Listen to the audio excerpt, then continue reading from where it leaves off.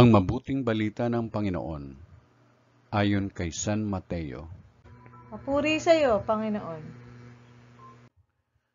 Noong panahong iyon, sinabi ni Jesus sa mga tao, "Sa ano ko nga ihahambing ang mga tao ngayon? Katulad sila ng mga batang nakaupo sa plaza at sumisigaw sa kanilang mga kalaro. Tinugtugan namin kayo ng plauta, ngunit hindi kayo sumayaw. Nanambitan kami, ngunit hindi kayo tumangis.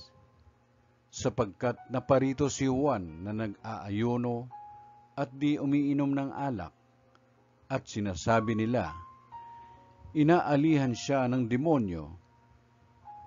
Naparito rin ang Anak ng Tao na kumakain at umiinom, at sinasabi naman nila, masdan ninyo ang taong ito, matakaw at naglalasing, kaibigan ng mga publikano at mga makasalanan.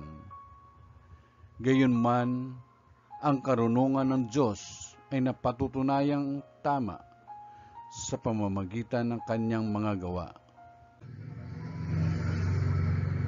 Ang mabuting balita ng Panginoon. Pinupuri ka namin, Panginoong Jesucristo.